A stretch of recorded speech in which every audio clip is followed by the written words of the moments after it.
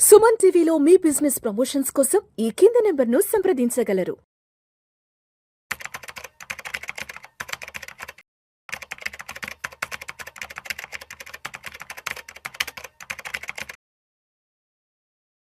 Sir Giribabu గారు నమస్తే sir. నమస్తే అండి. Welcome to Suman TV and welcome to Vishnu talks. Thank you sir Giribabu గారు, రీసెంట్గా పూణేకి చెందిన ఒక సాఫ్ట్వేర్ ఎంప్లాయీ, ఒక టెక్కి తనకున్నటువంటి ఆర్థిక కష్టాలను గురించి, తనకున్నటువంటి ఆర్థిక బాధల గురించి, తనకున్నటువంటి ఈఎంఐల బర్డన్ గురించి లింక్డ్ఇన్లో ఒక పోస్ట్ చేశాడు. అంటే తను ఎలా స్ట్రగుల్ అవుతున్నాడు, ఏంటి, తనకు ఎంత సంపాదన వస్తుంది, తన సంపాదన తనకు ఏ విధంగా సరిపోవట్లేదు అన్న కోణంలో తన బాధను లింక్డ్ఇన్లో వ్యక్తపరిచాడు. ఒకసారి చదువుతాను తను ఏం రాశాడు.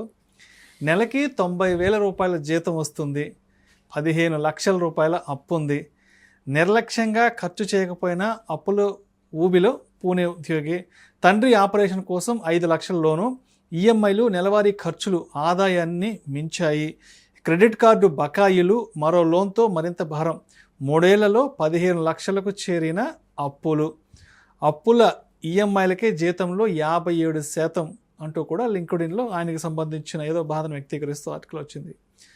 సార్, ఇప్పుడు మనకు వస్తున్న జీతాన్ని బట్టి మనం ఈఎంఐలు అనేవి, ఈ లోన్స్ ఈఎంఐలు అనేవి ఎంత శాతం పెట్టుకోవాలి? అంటే ఒక ఉద్యోగికి నెలకి 1,00,000 రూపాయల జీతం వస్తుందంటే అతను ఎంత ప్రపోర్షనేట్ వరకు తను ఈఎంఐ పెట్టుకోవాలి?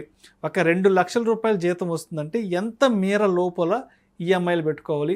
ఒక 50,000 రూపాయల జీతం వస్తుందంటే తను ఎంత ప్రపోర్షనేట్ వరకు ఈఎంఐలు పెట్టుకోవాలి? ఒక్కసారి దీని గురించి డీటెయిల్గా మీ స్టైల్లో చెప్పండి. ఓకే, నార్మల్గా మనకు వచ్చే శాలరీలో ఎట్ ఎనీ కాస్ట్ ఒక 30% మించి ఈఎంఐకి వెళ్ళకూడదు. 30% అంటే 1,00,000 రూపాయలు చేతికి వస్తుందంటే 30%, 30,000 ఈఎంఐకి పోతే మిగతా 70,000 లైవ్లీహుడ్, మన ఖర్చు జేబులో ఉండాలి.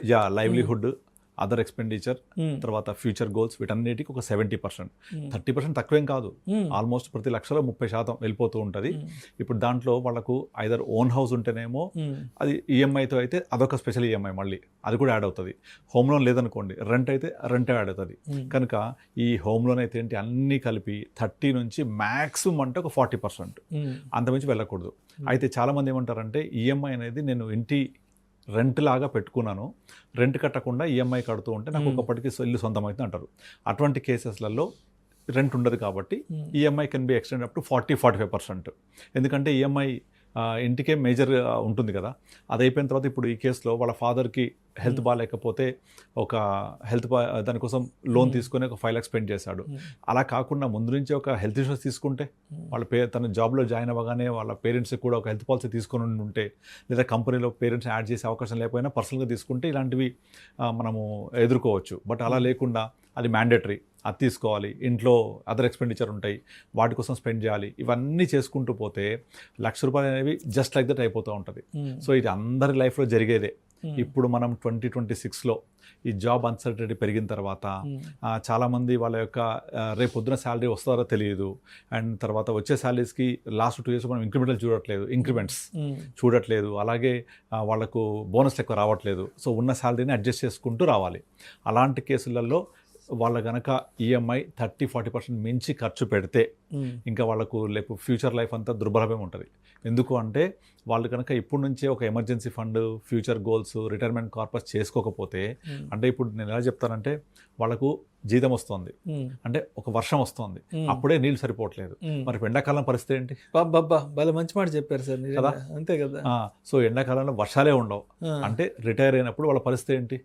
మీకు డబ్బులు జీతం వచ్చినప్పుడే సరిపోకపోతే రాను రోజు ఎవరిస్తారు? సరే, రిటైర్ అయినప్పుడు, లేదంటే మధ్యలో జాబ్ లే ఆఫ్ అయ్యి రోడ్డు పరిస్థితి అంటే అప్పుడు శాలరీ లేదు కదా. అంతే కదా. నువ్వు ఉన్న శాలరీ సరిపోవట్లేదు, బాగుంది, ఉన్న శాలరీ సరిపోవట్లేదు. నేను చాలామంది మాట్లాడి, ఇప్పుడు నేను ఐఏపీఎస్ చేస్తుంటాం, ఇన్వెస్టర్ అవేర్నెస్ ప్రోగ్రామ్స్, అక్కడ అడిగితే చెప్పొచ్చారులేండి, మా శాలరీ సరిపోవట్లేదు, ఉన్న శాలరీ ఈఎంఐస్కి వెళ్ళిపోయిన తర్వాత ఇంట్లో ఖర్చులు, పిల్లల స్కూల్ ఫీజులు అయిపోయిన తర్వాత మిగలట్లేదు. రైట్, ఇవాళ శాలరీ వస్తుంది, వచ్చినప్పుడే మిగలట్లేదు కదా. మరి రాను రోజు రిటైర్ అయిన తర్వాత ఇంకా అది చాలా డిజాస్టరే ఉంటుంది.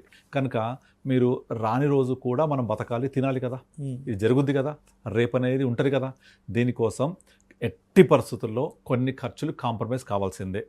దీనికి ఓన్లీ వన్ సొల్యూషన్ ఏంటంటే, నాకు చాలామంది ఈ ఎస్ఐపిస్ చేయమని కానీ ఇన్వెస్ట్మెంట్ చేయమని అంటే ఫస్ట్ వాళ్ళు చెప్పేది ఏంటంటే సరిపోవట్లేదు. ఇదే చెప్తుంటారు. ఈసారి ఎప్పుడు చూద్దాము, వాయిదా వేస్తుంటారు. అలా వాయిదా వేస్తూ పోతే నీకు శాలరీ వచ్చిన రోజే సరిపోకపోతే రాని రోజు చాలా అసలు దారుణంగా ఉంటుంది, మనం ఊహించలేము కూడా. కనుక ఎట్టి పరిస్థితుల్లో ప్రతి ఒక్కళ్ళు కూడా వాళ్ళ బడ్జెట్ని పేపర్ మీద రాసి వైఫ్తో కూర్చొని, లేదా వైఫ్ అయితే హస్బెండ్తో కూర్చొని నాకు ఎంత డబ్బులు మిగులుతున్నాయి, ఎంత వస్తుంది, దీనికి ఎంత మనము కేటాయింపులు చేసుకోవాలి. మనం చిన్నప్పుడు చాలా సినిమాలు చూస్తూ ఉంటాం, ఒక జాడీలాగా పెట్టుకొని అందులో డబ్బులు వేస్తూ ఉంటారు. ఇది చదువు కోసము, ఇది వేరే పెళ్లి కోసం వేస్తూ ఉంటారు డబ్బులు. ఎంత బ్యూటిఫుల్ ఫైనాన్షియల్ ప్లానింగ్ అది. ఇంకా ఎట్టి పరిస్థితుల్లో చదువు కోసం వచ్చిన డబ్బులు చదువుకే ఉపయోగిస్తారు వాళ్ళు. అంటే చదువు అనేది ఎట్టి పరిస్థితుల్లో ఆగదు, ఫిక్స్ అయిపోయింది. నెక్స్ట్ పెళ్లి కోసం పక్కన పెట్టేస్తే పెళ్లి ఖర్చులు వాడుకుంటూ ఉంటారు. అది ఉన్న డిసిప్లిన్ పోయింది ఇప్పుడు. అంత యూపీఐ పేమెంట్స్ వచ్చేసినాయి, నెట్ బ్యాంకింగ్ వచ్చేసింది, ఫిజికల్ క్యాష్ టచ్ ఎక్కువైపోయింది. అండ్ ఇంకొకటి ఏంటంటే, బ్యాంకులు కూడా విపరీతంగా ఆఫర్లతోటి ఉరిస్తూ ఉంటాయి. మీకు చాలా బ్యాంక్స్ ఉంటాయి, చాలా ఎన్బిఎఫ్సీలు ఉంటాయి. మీకు తక్కువ లోన్ అని, అదని, తర్వాత క్రెడిట్ కార్డులో స్వాపింగ్ లోన్ అని, ఆ కార్డులో లోన్ ఈ కార్డుతో కట్టండి అని, మనకి లోన్లు ఇవ్వడం అనేది చాలా ఈజీ చేసి పడేసాయి. అంటే చెప్పండి, కోవిడ్ తర్వాత నుంచి అసలు క్రెడిట్ కార్డులు రావడం అన్నా, లోన్లు రావడం అన్నా చాలా ఈజీ ప్రాసెస్ అయిపోయింది. 25,000 ఉద్యోగం ఉన్నా చాలు, 25,000 జీతం వస్తే చాలు, 2-3 లక్షల లోన్లు ఇస్తామని ఫోన్ చేస్తున్నారు. ఎందుకంటే వాళ్ళకి అది బిజినెస్, అది వాళ్ళ బిజినెస్. అది అన్సెక్యూర్డ్ లోన్స్. సిబిల్ ఇప్పుడు చాలా పర్ఫెక్ట్ వర్క్ చేస్తుంది. ఎవరైనా కనుక పొరపాటున కనుక లోన్ కట్టకపోతే సిబిల్ ఎఫెక్ట్ అయిపోతే వాడికి ఫర్దర్గా ఇంకా డిజాస్టర్ ఉంటుంది. అది మర్చిపోయి కూడా చాలామంది ఈ రోజు పరిస్థితి ఏంటి అని చేస్తుంటారు. ఇప్పుడు చాలామంది ఇన్వెస్ట్మెంట్ చేయడంలో కూడా కొన్ని రకాల ట్రెండింగ్ ఇన్వెస్ట్మెంట్స్ అంటే, ఇప్పుడు ప్రజెంట్ క్రిప్టో కరెన్సీ బాగా వెళ్తోంది, మా ఫ్రెండ్ కొన్నాడు, అందులో ఇన్వెస్ట్ చేయి. P2P లోన్స్ అని ఉంటాయి, పియర్ టు పియర్. అది ఇంకా దారుణం. ఎవరైనా డిఫాల్ట్ అయితే మొత్తం పోతాయి అన్నీ కూడా.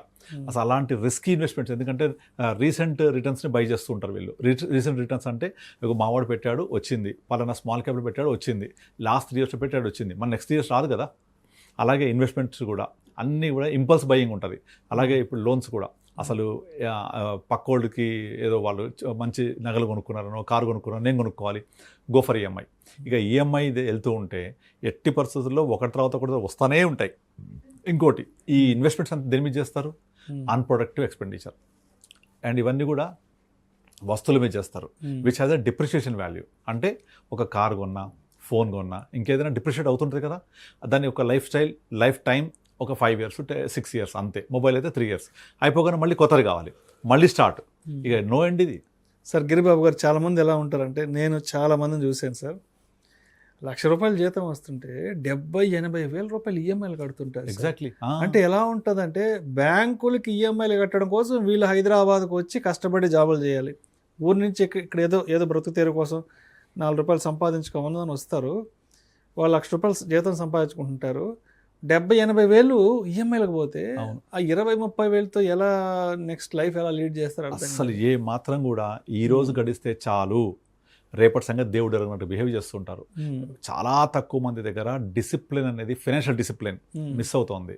ఎట్టి పరిస్థితుల్లో మనకు వచ్చే శాలరీలో నుంచి ఖర్చులు తీసేసిన తర్వాత రిమైనింగ్ ఎట్టి పరిస్థితుల్లో కొంత ఎమర్జెన్సీ ఫండ్, ఒక హెల్త్ ఇన్సూరెన్స్, ఒక లైఫ్ ఇన్సూరెన్స్, ఫ్యూచర్ గోల్స్కి కొంత కేటాయింపులు, ఇవి కనుక ప్రాపర్ డిసిప్లిన్గా చేసుకోకపోతే they are actually planning to fail. అంతే.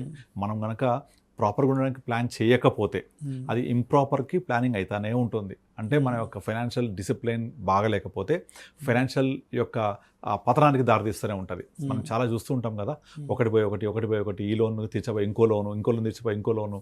ఇంకొకటి ఏంటంటే, ఇప్పుడు ఈ రియల్ ఎస్టేట్ జాడ్యం కూడా మెయిన్గా చాలామంది ప్లాట్స్ కొనేస్తూ ఉంటారు. ఎట్లా? లోన్ తీసుకొని, ఇవాళ కొనకపోతే రేపు ధర పెరిగిపోతుంది అని చెప్పేసి, ఇవాళ కొనకపోతే రేపు నాకు దొరకదు అక్కడ అని చెప్పేసి, నేను ఇల్లు కట్టుకోవాలనుకుంటున్నాను అక్కడ పలానా చోట. Okay, everything is good. కానీ మనం కొనే ప్లాట్ ఏ రేంజ్ పెరుగుతుంది, మన లోన్ రేట్ ఆఫ్ ఇంట్రెస్ట్ ఎంత, ఈ ప్లాట్కి కొనడానికి కట్టే టోటల్ ఈఎంఐ ఎంత అవుతుంది, సో ప్లాట్ ఇవాళ కాస్ట్ ఎంత, నువ్వు కట్టిన తర్వాత, లోన్ కట్టిన తర్వాత నీకు పడే రేట్ ఎంత, ఫ్యూచర్లో 10 years తర్వాత కొంటే దాని ప్లాట్ ఎంత పెరుగుతుంది, అలా లెక్కేసుకుంటే అసలు రక్తం వస్తుంది కళ్ళెం బాటి. ఎందుకంటే చాలామంది చూస్తుంటాను, ఇప్పుడు చాలామంది నేను 5-6 lakhs కొన్నా అంటారు. బట్ 5-6 lakhs ఉన్నాయంటే లేవు, లోన్ పెట్టుకున్నాం. లోన్ ఎంత కడతావు? డబల్ అయిపోద్ది లోన్. అది అవునా? లోన్ డబల్ అయిపోతే ఆటోమేటిక్గా నువ్వు 6 lakhs కొన్న ప్లాట్ ఖరీదు నువ్వు కొన్నదే 12 lakhs అవుతుంది. మరి దాన్ని ఎంత పెరుగుతుంది అక్కడ నుంచి? ఎంత పెరిగితే లాభం వస్తుంది నీకు? ఎంత పీరియడ్ అవుతుంది ఇది? ఈ క్యాలిక్యులేషన్ చేయరు ఎవరు కూడా. అంతా కొన్న ప్రైసే చూస్తారు కానీ కట్టిన ప్రైస్ చూడరు. ఆ కట్టిన ప్రైస్ కూడా క్యాలిక్యులేట్ చేస్తే నీకు ప్రైస్ ఆఫ్ ది ప్లాట్ చాలా పెరిగిపోద్ది. ఆ పెరిగిన తర్వాత వచ్చే వాల్యూ తీసుకుంటే ఎక్కడా ఉండదు. ఇవన్నీ ఎట్లా? సొంత డబ్బులు ఉంటే ఓకే, అప్పులతోటి, ఈఎంఐలతోటి. క్రెడిట్ కార్డు ఉంది అంటే ఇక అదొక ఫ్రీ లోన్ లాగా ఫీల్ అయిపోతారు, అదొక ఇన్వెస్ట్మెంట్ లాగా ఫీల్ అయిపోతుంటారు. But credit card is a burden. Credit card అనేది లోన్, అది ఒక ఇన్వెస్ట్మెంట్ కాదు. అది క్రెడిట్ కార్డు గీకేటప్పుడు ఒక మంచి ఇదిగా ఫీల్ అయిపోతూ ఉంటారు, కానీ కట్టేటప్పుడు చుక్కలు కనపడతాయి. అండ్ దాంట్లో మళ్ళీ 45 days అయిపోయిన తర్వాత దానికి మళ్ళీ కొన్ని ఆఫర్లు ఇస్తాడు వాడు, ఫ్లెక్సీ ఈఎంఐ అని చెప్పేసి, దాన్ని వాయిదా వేస్తూ ఉంటారు. అసలు ఎంత డిజాస్టర్ అంటే ఫైనాన్షియల్ డిసిప్లిన్ లేకపోవడం వల్ల ఇలా వచ్చే జీతాన్ని డిఫరెంట్ ప్లేసెస్లో స్కాటర్ చేసి ఆ వచ్చే ఆ ₹1,00,000 నెల రోజుల లోపల మొత్తం అయిపిచ్చేసి మళ్ళీ ఎప్పుడప్పుడు 1st తారీఖు వస్తుందని చూస్తూ ఉంటారు. అమ్మో 1వ తారీఖు వచ్చిందంటే అయిపోతూ ఉంటారు. సార్ ఇప్పుడు 25,000 30,000 వచ్చేవాళ్ళు సరే 1వ తారీఖు ఇప్పుడు అన్నట్టుగా చూస్తే అర్థం ఉంటుంది. అర్థం ఉంటుంది. 2 లక్షలు వచ్చేవాడు 3 లక్షలు వచ్చేవాడు కూడా పెరిగిపోతున్నాయి, ఖర్చులు పెరిగిపోతున్నాయి, లైఫ్ స్టైల్ ఎక్స్పెన్సెస్ పెంచేసుకుంటున్నారు. బికాస్ ఆఫ్ షో ఆఫ్ అంతే చూపించుకోవాలి. దానివల్ల ఆ డిసిప్లిన్ మిస్ అయిపోతుంది. సో వాళ్ళు ఆ డిసిప్లిన్ మిస్ అవ్వడం తోటి ఆ ఫ్యూచర్ గోల్స్ ప్లాన్స్ లేకపోతే ఒక్కసారి కనుక పతనం స్టార్ట్ అయ్యి ఊబిలో దిగితే ఇక ఒకటి దిగిపోతూనే ఉంటారు. మనం ఊబిలో దిగితే ఫస్ట్ శరీరం సగం భాగం పోతుంది, తర్వాత కాళ్ళు చేతులు అన్నీ పోతూనే ఉంటాయి. ఇక బయటికి రావడం చాలా కష్టం. ఈ పరిస్థితిలో పొరపాటున జాబ్ పోయింది, పొరపాటున జాబ్ జీతం రావట్లేదు, ఇమాజిన్ ఎంత వర్స్ట్గా ఉంటుందో. కనుక ఇది మనం చెప్తుంటేనే ఎంత ఇదిగా అనిపిస్తుంది. సో ప్రతి ఒక్కరికి ఒక స్పృహ ఉండాలి. నా దగ్గర ఉన్న శాలరీ ఇన్ని ఖర్చు పోయాక ఇంత నేను సేవ్ చేసుకోవాలి, రేపు పొద్దున శాలరీ రాకపోతే పరిస్థితి ఏంటి అని ఆలోచించారు. అన్ని తక్షణంగా ఇవాళ అయిపోవాలి, ఇవాళకి నాకు ఆనందం జరగాలి, ఆనందం పొందాలి నేను, అంతే. మొత్తం అంతా కూడా ఇవాళ నేను హ్యాపీగా ఉంటే చాలు, రేపటి సంగతి దేవుడు ఎరుగు. అది చాలా తప్పది. రేపు పొద్దున పిల్లలకి ఎడ్యుకేషన్ అవసరాలు కానీ, మెడికల్ అవసరాలు కానీ, లేకపోతే ఏదైనా వెకేషన్ వెళ్ళాలి, లేకపోతే మ్యాండేటరీ ఎక్స్పెన్సెస్ కొన్ని ఉంటాయి, ఫ్యామిలీ ఎక్స్పెన్సెస్, వాటి కోసం కానీ ఏది కూడా కొంచెం డబ్బుల్ని పక్కన పెట్టుకునే ఒక ప్రాసెస్ చేయరు. అది ఎప్పుడు చేస్తారు? నా శాలరీ 1,00,000 అయ్యాక చేస్తా, లేకపోతే ఇప్పుడు ఈ ఖర్చులు అయిపోయాక చేస్తా అని వాయిదా వేస్తూ ఉంటారు. అది చాలా తప్పు. అది అట్లా పొరపాటు కూడా చేయొద్దు. ఇప్పుడు ఈ టెక్కీస్ మీరు చెప్పిన ఎగ్జాంపుల్ అదే పరిస్థితి. ఉన్న ₹1,00,000 అన్ని అప్పులా, అన్ని ఈఎంఐలా. ఎట్టి పరిస్థితుల్లో నేను చెప్పేది ఏంటంటే, ఎట్టి పరిస్థితుల్లో మనము 30 to 40% మించి మన ఈఎంఐస్ ఉండకూడదు, ఇంక్లూడింగ్ ఎవ్రీథింగ్. హోమ్ లోన్ అవ్వచ్చు, ఇంకోటి అవ్వచ్చు, అన్ని కలిపి 30% to 40% లోపల అడ్జస్ట్ చేసుకోవాలి దాన్ని. ఆ 40% దాటనేయకుండా చూసుకుంటే రిమైనింగ్ 60%లో ఒక 40% బేసిక్ నీడ్స్ ఎక్స్పెండిచర్ అయిపోతే ఒక 20% ఫ్యూచర్ కోసం సేవింగ్ చేయాల్సిందే. 40-40-20 ఈ ఫార్ములా ఫాలో అవుతే డెఫినెట్లీ మనము ప్రాపర్గా ఫైనాన్స్ ప్లానింగ్ చేసుకోవచ్చు. Right sir. Thank you sir. Thank you so much. Thank you అండి.